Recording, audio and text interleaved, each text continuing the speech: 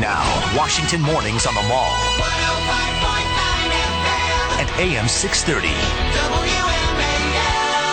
Well, it's Wednesday, 8:37 on WMAL. It's Brian Neiman, Brian Wilson with you. Pleased to have on the line Colin Quinn, the comedian. You remember him from Saturday Night Live, was on MTV, Remote Control, been on Comedy Central, HBO, you name it, he's done it. And he's going to be at the Improv tonight. Colin, good morning. Thanks for coming on the show. Why do you have to say you remember him? Just because, sometimes people forget. So I know, but I don't like hearing it. By the way, this is relevant of nothing. Yes. But as I'm flicking around the channels for the past 2 minutes, I'm sitting here watching Alyssa Milano with short hair, and I'm going, oh, boy, she looks great with short hair. I really am turning into a soccer mom. Yes. I'm a baseball dad. And I'm coaching my son, my 6-year-old's team. It's 8-year-olds and under. And last night, I just couldn't take it anymore, and I basically walked off the field because they just don't listen. Oh, you stormed off, and when they just looking at you like, what's his problem? I was the coach who took the bat and ball and went home.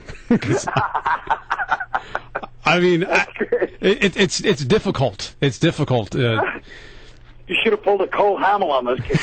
That would have been good. Hey, listen, I guess that as a comedian, you travel around the country doing shows hither, thither, and yon.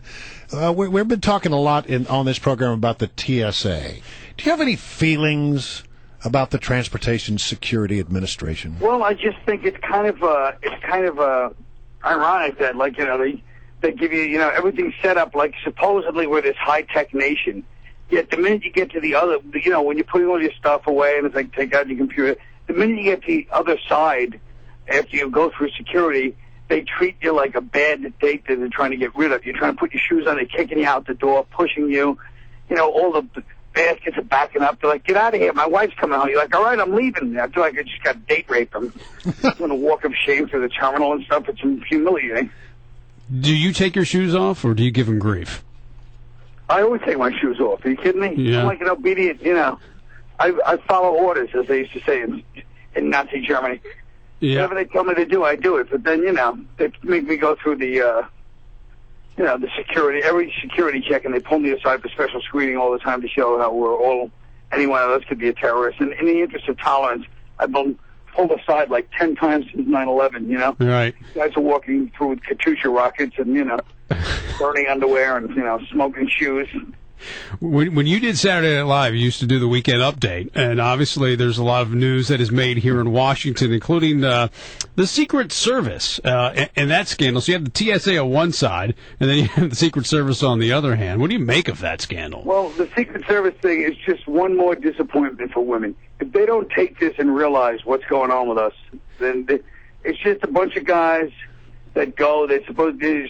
Colombia is the kidnapping capital of the world, right? They're there to secure the president's visit. And they're like, hey, what do you say, hookers and blow? And the guy's like, oh yeah, great idea. It's just guy behavior. Well, you wouldn't expect that with the Secret Service, so we'd be holding them to a higher standard. Images of them from the movies, right? Yeah, I know.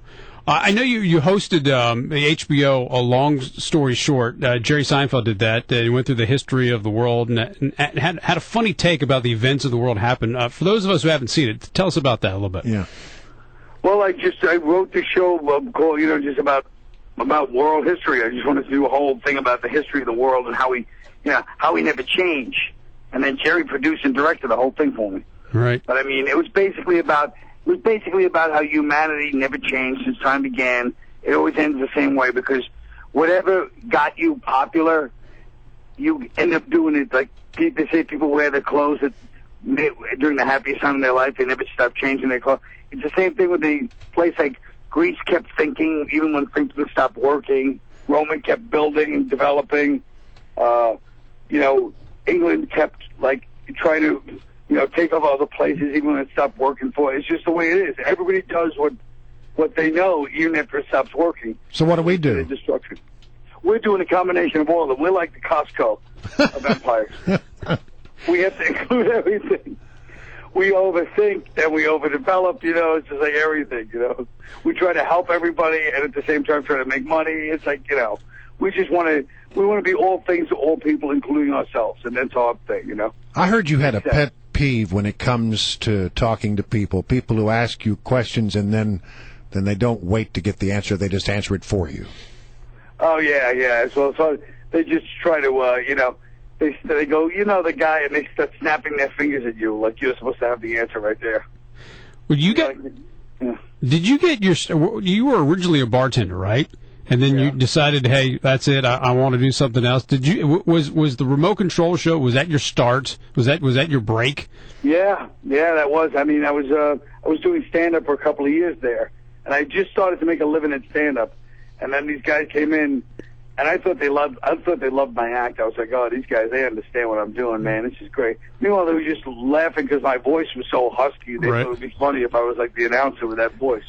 Now, I thought they were enjoying my content. They didn't care. Right. And Dennis Leary was on that show, and Adam Sandler was on that show. I mean, both of them were on. Yeah. That's incredible that really started. I mean, three pretty prominent comedians on that MTV show.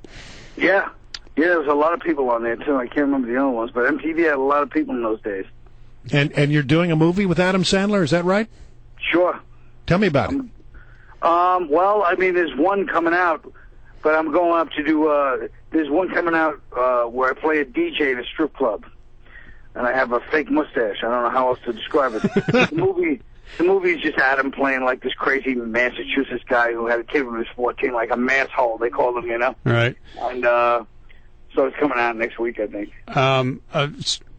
Before we let you go, since you're here in Washington, you have a preview of what's going to happen in November, Romney versus Obama. Do you have any thoughts on those two candidates? I think, well, didn't Ron Paul just make some big victories last night? I think Ron Paul's going to make his last big comeback. You think so? Have you noticed there's always like a little guy like that, like Ron Paul, or, it's just like there's always this little guy that's just going to be in the mix somehow. I feel like he's in the mix still. It could be a third-party candidate. He could be a party crasher. Yeah, don't you think? It's very, very possible. I think Republicans are probably a little nervous about that. They'd like to woo him over to the other side. Yeah. I think Democrats are nervous about it too, because I think Ron Paul's one of those guys that's not really he's a real third-party guy. Yeah. Do you know what I mean? Like I feel like a lot of Democrats and a lot of Republicans would vote for him. Yeah, I think they're probably nervous about it. All right, Colin, it's great to have you on the show. Best of luck. I know you're at the Improv tonight, and we'll talk to you down the road, hopefully.